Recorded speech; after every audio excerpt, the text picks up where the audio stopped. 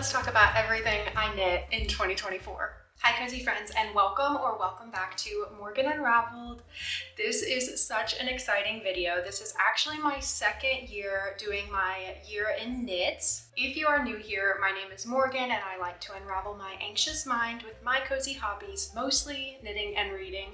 So if that sounds like your cup of tea, grab a cup of something cozy and a project and let's unravel. This year in knits is going to be much bigger than last year's.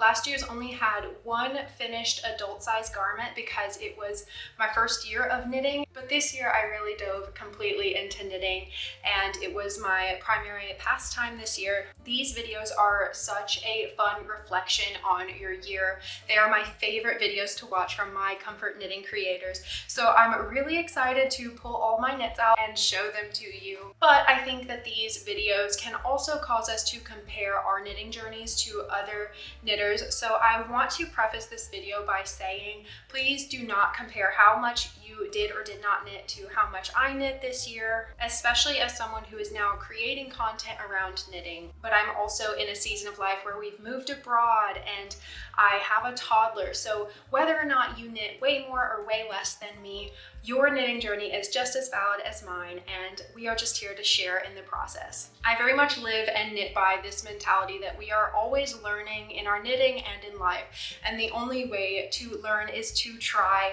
So that is why I take on a lot of ambitious knits, as you'll see throughout this video, and I hope that that inspires you. And as long as we're all enjoying what we are creating, then I feel like it was a successful year. Let me know down below what your favorite thing you made in 2024 was. So now let's talk about what I made in 2024. We've got 6 finished sweaters and cardigans, 2 tees, 2 junior sized sweaters, 3 pairs of socks, 4 beanies, and 1 miscellaneous item. This all feels like a lot for me, and it's only including things that are finished, not any works in progress. So I'm going to be organizing them by category and then also working through them in the order in which they were finished. I plan to include the details about the patterns, the yarn I used, the process of it, any modifications I made, and the wearability of it, as well as what I would change if I were to knit it again. But if you want to see more behind the process of any of these projects,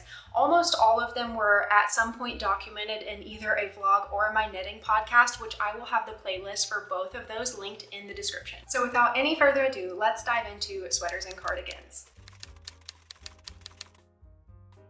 I am going to do my best to try these all on for you as we go, but please give me grace because I am in Australian summer right now and I will probably break a sweat. I don't even have my AC on for your sake for better audio, so it might get sweaty in here.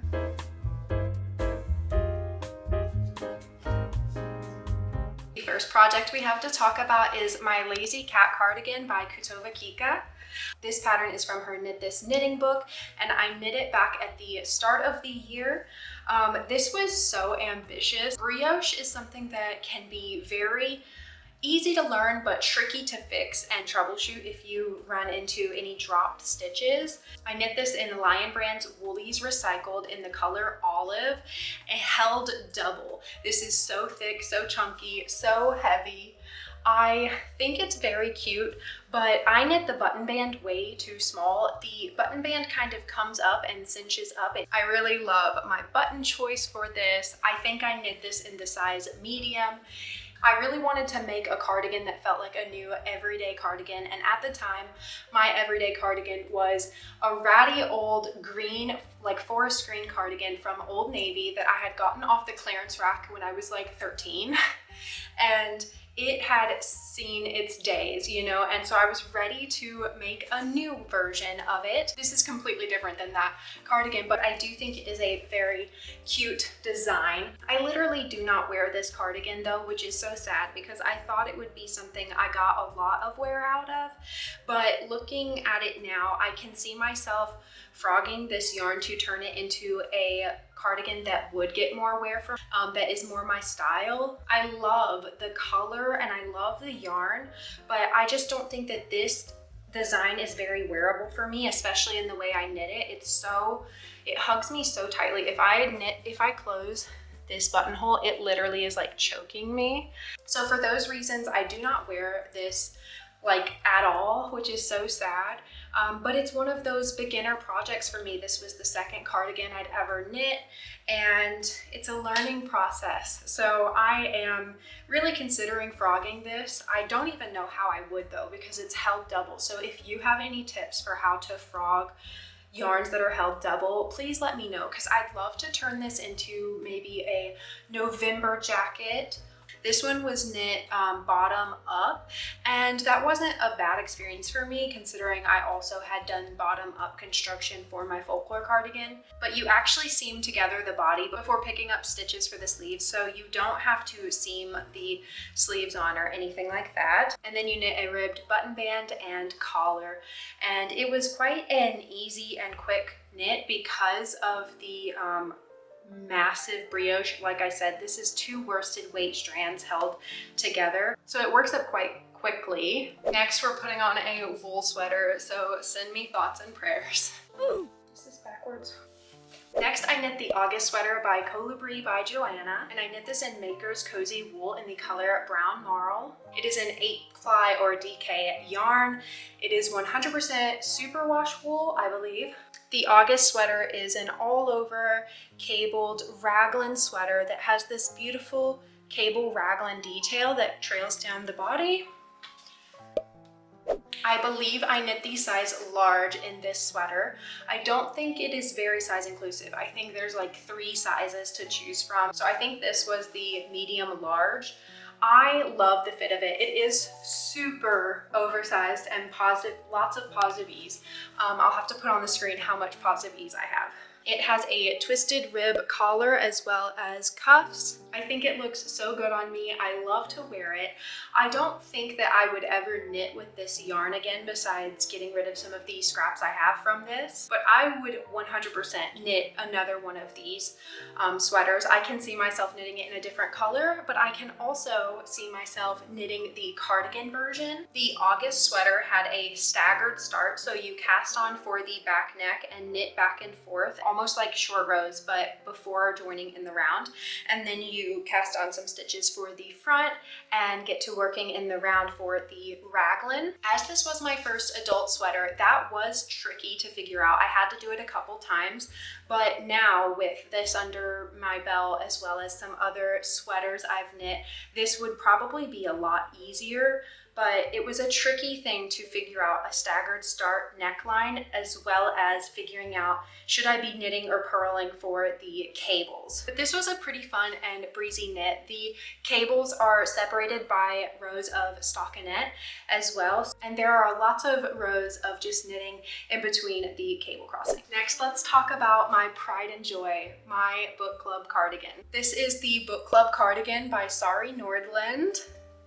This is my favorite thing I made in 2024. I knit it for the book club cardigan knit along, my first knit along, and it was hosted by Mathilde from Nestled and Knits, Sarah from Two Pearls in a Pod, as well as Enzo Knit on Instagram. It was such a fun group. It really helped me feel a part of the knitting community rather than an onlooker at the knitting community trying to, step my foot in with as a beginner knitter. This project was so much fun to knit, and I could see myself knitting this again and again. I love this pattern. I knit this in Knit Picks Wool of the Andes in the color Mink Heather. It is a worsted weight 100% Peruvian Highland wool yarn. It drapes so beautifully for a worsted weight wool, I feel like. I love the feeling of this on my skin. It is not itchy in my opinion, especially for a wool. The cable design is just perfection. I feel like this was such a process knit, but it's also just the most amazing finished object. I knit the size 3 for the book club cardigan, and I knit the size 4 sleeves, but everything else I was trimming the fat to save on yardage, because this project notoriously uses a lot more yarn than it suggests. I'm not sure if she's fixed that on Ravelry. Hopefully she has, but I ended up having to use like an extra 100 grams or so. And that's along with me only doing 1 liner in the pocket instead of double layered pockets like she has in the pattern. And I only did half the width on the double knit button band. This was my first time doing a double knit button band, and I followed Handmade by Florence's tutorial, which was so helpful. I couldn't have done it without her. And the sizing and fit is really perfect for me. I love the drop shoulder cardigan look. I can't wait to knit more drop shoulder cardigans going forward because I just think it's such a flattering look for me. This is by far my favorite thing I made in 2024, and I would love to hear what your favorite thing you made this year was. If you are ready to take on a cozy cabled cardigan, I highly recommend trying this one. I have to say, people seem so intimidated by cabled cardigans, but I think a cabled cardigan is easier than a cabled sweater because when you are knitting in the round, it can be harder to tell if you'd be on the right side or wrong side to cross those cables. Whereas on this, when you are on the right side is when you do the crosses. So it's a lot less fiddly of counting how many rows apart your cables are. Oh, one thing I forgot to mention with this is I'm not sure if I felted it by accident. I hand wash all of my knits. I'm too scared, even with a super wash, to wash it in the machine and have something happen. I hand washed it, I put it on a towel to dry, and I think I put it a little too close to my heater in the winter trying to get it dry. So there is a good degree of what looks like pilling or potentially felt.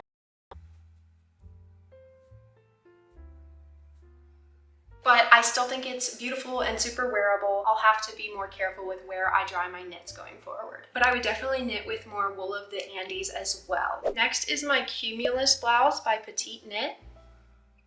I knit this in Dolce by Sewick in the color I will put on the screen.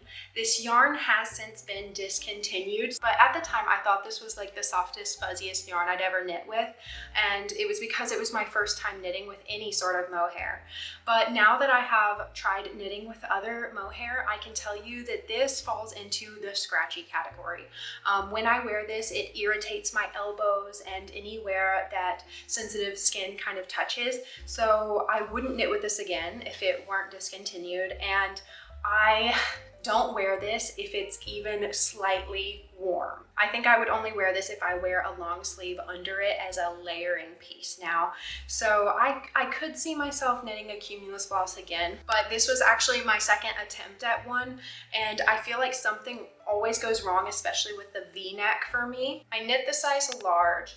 I think I was knitting on gauge. I'd have to double check. Just think it's so much positive ease, and I should have knit the medium. If I were starting this over again today, I would have. However, I would definitely get a different mohair or just a different yarn altogether for this project. I think the Cumulus blouse is a really beginner friendly first kind of sweater and blouse. I learned how to do I-cord on this, but you would also learn how to do increases and just regular stockinette stitch. I think people often knit this one in drops air, and maybe that one would be a little than the yarn I use. But if I knit this one again, I would probably knit the size medium so that it stays up on me a little better and also isn't so deep that I feel the need to wear a t-shirt under it every time I wear it. Next, we're going to talk about my Salty Days sweater. Ooh. Many of you knit this one along with me. This is the Salty Days sweater by Kutovakika. It is an all-over charted textured knit that has lace work, it has ribbing, it also has a section of cables. It is just such a beautiful, fun design. It's quite potato chippy. You just want to get through each section and onto the next. And I knit it in Knit Picks Heatherly worsted weight yarn in the color Sea Glass, which is a 20% merino, 80% acrylic yarn. It is quite soft, but it was one of those that's a little squeaky on the needles.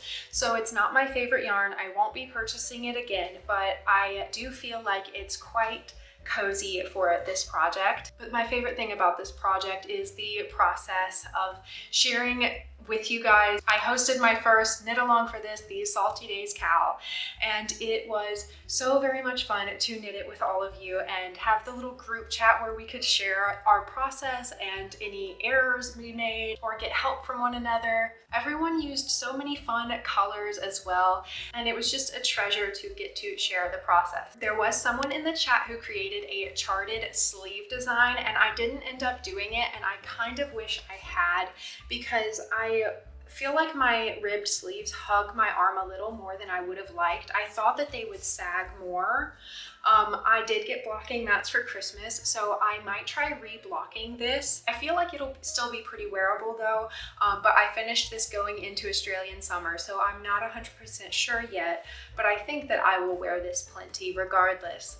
If I don't, I could always re-knit these sleeves, and I have a bunch of this yarn left over. I think I have 150 grams of worsted weight yarn remaining from this project. I don't know why. I think I purchased the quantity suggested, but maybe when I was buying this yarn, while buying more yarn for my book club cardigan, I bought more than necessary because I didn't want to end up having to do the same thing I did with my book club cardigan of ordering more skeins internationally to be able to finish a project. The worst part about this project was knitting the twisted rib body hem as well as the collar. That just really took a toll on my hands and wrists. I just find it really hard to knit twisted rib in a way that doesn't cause me pain. So I probably going forward am going to be very intentional with taking breaks and giving myself a lot of space in between working on twisted rib if it is in a pattern, or just opting for 1x1 rib instead. My favorite feature is these eyelets across the shoulder. I love the lace work on the cuff of the sleeves, and I just think that this design is stunning. I love it. I'm so proud to have this in my wardrobe and that we got to share the process of working on this together. The final knit in the sweater and cardigan category is yet another Kutovakika design. It is my Arctic Light sweater by Kutovakika, and I knit this in Lion brand Schitt's Creek collaborative yarn in the color A Little Blush. I think this yarn is also discontinued. I started this project at the very tail end of last year as like my Christmas cast on, and I just finished it this year for Christmas. There were many reasons why I picked this up and put this down, but none of them had to do with the design, because the design is so easy to follow and fun to knit. Kutovakika has an entire two-part tutorial on this sweater, so if you are wanting to knit a charted cable sweater but you feel like you need someone to hold your hand through it, this is a great one. I will say it has a different design on the front than it does on the sleeves. On the front and back is the same, but the sleeves are different, so it is a lot of charts to learn and follow all at the same time when you're working the raglan yoke. But it has this beautiful raglan detail that I am obsessed with. I did make a mistake here. As you can see, I did not cross the first cable on this side as I did this, but that's just one of those imperfections that makes it perfectly handmade. This yarn is a 100% acrylic, which I don't feel like is optimal for a garment, but it is quite soft and I love the color on me. I wasn't sure if I would, but I think it is quite cute and I can see myself wearing this a lot. I have more of this yarn back in storage in the United States, but I brought just barely enough to finish my second sleeve.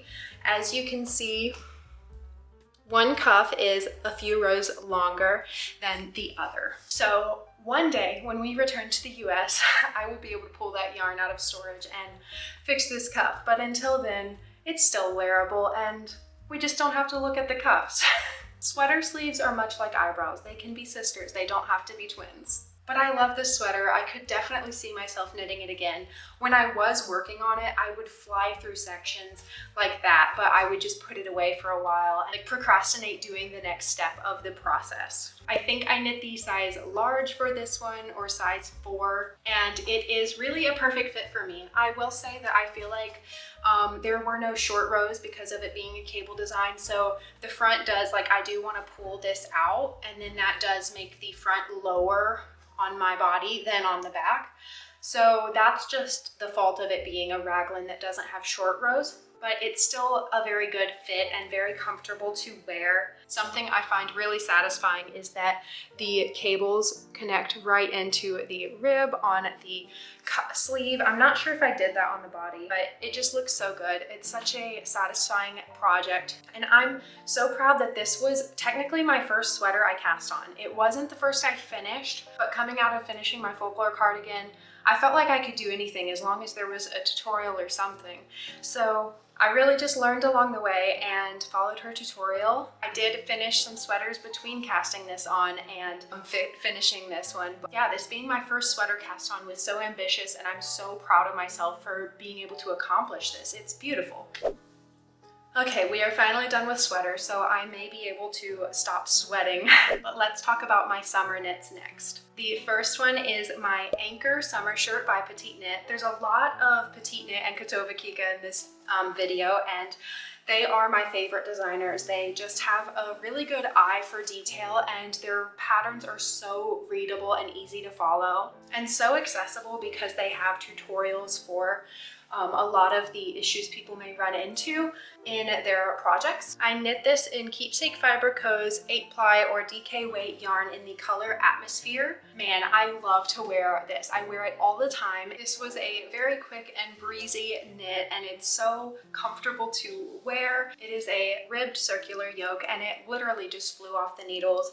I actually knit this over my birthday week on the coast of Australia, which was such a special experience and memory to hold with this project, and I get a lot of wear out of it, so I could definitely see myself knitting more boat neck tees like this. Probably not the same pattern, but similar styles in more cotton yarn. Highly recommend this pattern if you are looking for a summer knit to get on and off your needles really quickly. And I think I knit the size 3 for this. Next is the most recent thing off my needles, which is my Ranunculus blouse, or the Ranunculus sweater. It has a lacework circular yoke with a boat neck and transitions into a raglan after the design is complete. I did a short sleeve with an I-cord, and it has twisted rib hem on the bottom. This is the most knit project on Ravelry, and it's for good reason. It's very versatile. You can knit it with any yarn weight from lace up to worsted,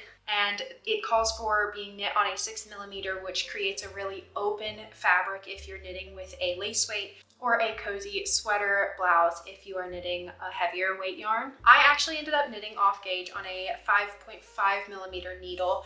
I think I knit with a 17 stitches per 10 centimeters or 4 inches gauge, which is a bit tighter of a gauge than the pattern calls for. And I knit the size 3, I believe. So it has a lot less positive ease. I think I have about 6 or 7 centimeters of positive ease, which is like 2 inches, like 2.5 inches of positive ease. I do think I could have knitted a bit longer because it comes up when I raise my arms, but I think it is so cute on me. I knit this in Fibra Natura's Papyrus yarn in the color yellow.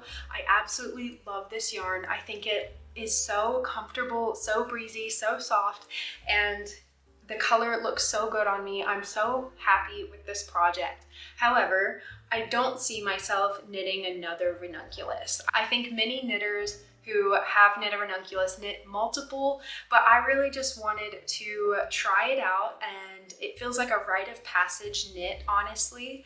And I'm happy to have accomplished it and have one in my wardrobe, but I tend to lean more towards more classic, timeless designs, and this one has more of a bit of a handmade feel to me. So if I were to knit a similar design to this, it would probably be a lace yoke from Sari Nordlund, and I would probably knit it with this same yarn because I really, really love it. In the pattern, the short sleeve version says to just bind off the sleeve stitches when you are separating sleeves from body, but I did not do that. I put the sleeves on hold and then worked the body. And then when I picked up for the sleeves, I picked up those underarm stitches, and I knit about 13 or 14 rows before doing an I-cord bind off, in which I decreased every like 8 stitches to kind of create a cinched in effect. Very happy with the modifications I made on this. I did do the short rows on the back to pattern. I did not do them on the front, and I think that that does help with the fit. But this pattern and this yarn just have a beautiful drape, and it's so breezy to wear, especially if you were to knit it on the open gauge it calls for. Next, we're going to be talking about junior sweaters. I knit 2 sweaters for my son this year. So if you don't care to hear about baby knits, you can just skip to the next chapter, but if you're down, let's talk about it. I knit the Sunday sweater junior for my son in a really bulky weight. I held 2 yarns together. One of them was Lion Brand's Pound of Love from Michaels or Joanne, and it was held with Big Twist panoramic yarn in the color Oatmeal, also from Joann's. It is such a bulky weight sweater, which really was nice for him in the cold winter here in Canberra. So I'm really happy that I was able to make this for him. It has this beautiful like sun ray design in the circular yoke. Obviously flew off the needle so quick to knit because it is such a bulky weight and so small. When I first finished this, I don't think he liked putting it on very much, but it really grew on him once we were living here and it was very cold. And the other junior knit is the Storm Sweater Junior by Petiteknit. Both of them are Petiteknit patterns. I really love that she has so many of her designs also available in a baby or junior size. I just wish that you didn't have to pay so much for all of the designs if you want to have like the Storm Sweater Man, the Storm Sweater Baby, the Storm Sweater Child, the Storm Sweater Woman. It's very frustrating to feel like you have to pay for each individual pattern, but I understand that a lot of work goes into grading a pattern and getting it tested and all of that. So I definitely understand it and I'm happy to support, especially to get to knit beautiful patterns. But I know that some people have also complained about there being like no difference between the man and woman sometimes. So yeah. I knit this in Annette Erickson Scandi wool in the color Eucalyptus. I made a few modifications of what chart I did where. I knit this in the size 5 to 6 and I did not do the double folded collar. This sweater does have a considerable amount of pilling, but it also has gotten a ton of wear. Like he asked to wear this sweater every day during the winter because he loved it so much and it was new and he saw Mama knitting it. I think with the other one he was quite young while I was working on it. He knows that Mama made this, so it's really special that he got to both share in the process and now gets to wear something I made for him. Next, let's talk about socks. Firstly, I have my Sweet Pea socks, or at least that's what I call them. They are technically the I'm So Basic socks by Summerly Knits, but I knit them from an independent hand dyer in the US called Sweet Pea and Sparrow. I absolutely love her yarns and the color is just so stunning. For the contrast yarn, I used black wattle yarns here in Australia, which is so funny that there are 2 hand-dyed yarns on these socks, and one of them is from an Australian hand dyer and one of them is from an American hand dyer. I think that's really special. But these were kind of my second pair of socks. The first was knit DK. I was really just figuring out how to get the right stitch count to fit my foot. The first sock I knit way too large. This is 72 stitches and it just kind of bags on my ankle and just slides around on my foot. And then the second one, I got the stitch count right for my cuff, but I didn't knit it long enough, so it's too short. I can see myself re-knitting these. I have leftovers of both of the yarns, but I also want to utilize the yarn that I used for these, so I could see myself unwinding these and re-knitting them, but the correct size this time. And I knit one of these for Sock Week, and that challenge is led by Knitty Natty, so that was really fun to partake in to finish my first pair of socks. And the second pair are what I call my August Bloom socks, which are knit in black wattle yarns, which is the hand dyer here in Australia. They are based in New South Wales. This pattern is by Summerly Knit Colorwork Cuff Club, which is so much fun, and you get a new chart or 2 every month. This was obviously my first time doing colorwork socks. I had done a couple colorwork projects prior to this, which I will show you in the next chapter of beanies, but these were my first time doing it on socks, and I definitely had some tension issues. They are tough to get over my heel, but when I wear them, they are so very cute, and I Can't wait to knit more colorwork cuffs. And with this pair, I felt like I finally got my sizing correct. Like I know my recipe for sock knitting now, which is really exciting. The last pair of socks I knit for my husband, which are a pair of self-drafted ribbed men's socks in Cascade Heritage sock yarn in the color Mossy Rock. They are in his drawer in my room where my son is sleeping right now, so I am not going to go get them, but I will show the picture of them on the screen of when I finished them. It was a really fun process of figuring out how to get the correct size for my husband in a ribbed sock, that I was pretty much coming up with the pattern myself, and I really tailored it to his hobbity feet, which was really special, and they are so made with love. He tried them on throughout the process of knitting the first sock, but I kind of finished the second sock by surprise for him for Christmas, so that was also quite special. And I really love that yarn, so I can't wait to knit a pair of socks for myself out of it, but I also am going to be using that yarn as the main yarn for my porcelain sweater, which I will be holding with a mohair. And I can't wait to get to that one. That one's going to be on my Make 9 for 2025. Next, let's talk about beanies. My husband got me the Knitting the National Parks beanie book for Christmas last year, which was really, really special. So my first knit of the year was the Acadia beanie, because we had just gone to visit Acadia National Park, and this design is supposed to replicate the birch trees in Acadia, and I knit it in some stash yarn I had that was just Red Heart Super Saver. It is stiffest, scratchiest acrylic yarn you can imagine, but I was learning how to do color work and I did it. It is a hat. It is quite oversized. My husband does wear it from time to time, but I am not the proudest of it. But I do look forward to knitting more from that book. And the second one is also from the book. It is the Shenandoah. This is the design for the Shenandoah hat. Shenandoah National Park is in Virginia, where we lived at the time, and we had gone to this park a few times, and I really am so proud of this hat. I wish that the brim fit a little better because it's kind of looser than I would like on my forehead. And I also wish I swapped this orange and this orange so that the leaf design popped a little bit better. But for this being my second color work project, I am so amazed I was able to do this, and I also just think it's so beautiful. Part of me did consider frogging this and trying to swap them, but the leftovers of this yarn is also in storage back in the US, so I wouldn't fix this hat until I am back in the US one day, and for now it's good enough as is. It's so cute. I just really do think I would like to reknit probably the whole thing, but especially the rib hem. I think that it's way too loose and floppy. And all of the yarns in this hat are Wool of the Andes by Knit Picks. So if I can pull the receipts on what colors are in this, I will include it on the screen. But I really love the autumnal vibes of this beanie. The third beanie is the hat that most of you guys discovered my channel from. I did a vlog leading up to my husband's birthday, leading up to our move abroad, knitting my husband a hat. And this is the hat. It doesn't fit his head very well. My son wears it more than he does.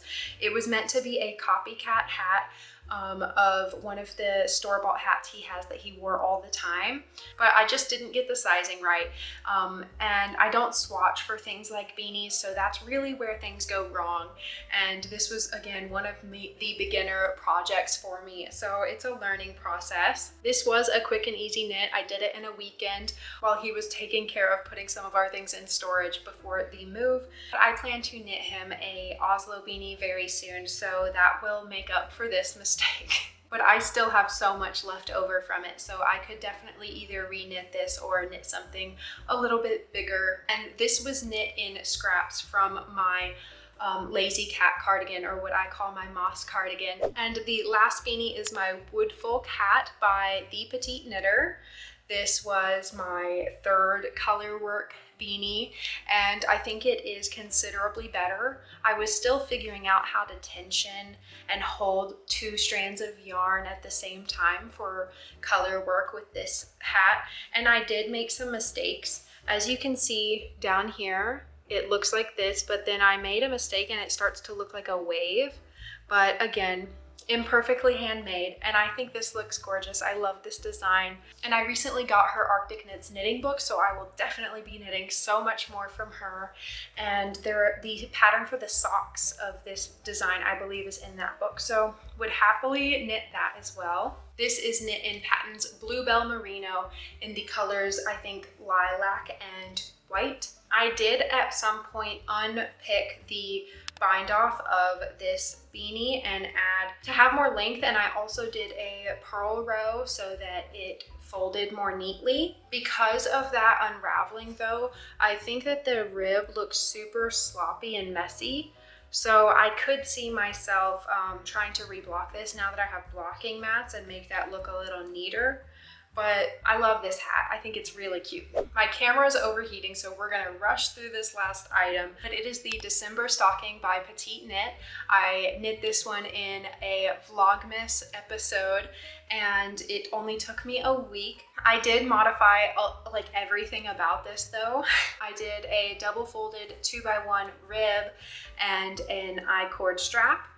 I changed the cables from a braided cable to a 2x3 crossing, and I did seed stitch inside of the diamond. After putting the afterthought heel on waist yarn, I actually transitioned to only doing stockinette on the backside and this cable trailing down, and still did the design on the foot on the front. I think I might add a cute little embroidered A on it for my son's name, but this knit up so quickly. I knit it in Fiddlesticks Superb 10 acrylic yarn in the bold red color, and it softened up a lot after blocking, but working the cables in a stiff acrylic was not that fun. But I can definitely see me knitting more of these so that my husband and I also have matching stockings, maybe in like a green and a cream. I think that would be very cute. And I used some of the scraps of that stocking yarn for hanging our salt dough ornaments on the tree, which I think was a cute little DIY. I saw so many people doing ornaments all of December, so I think I will use some of the scraps of that yarn for making some cute ornaments next year. There are also things that I still have on the needles and works in progress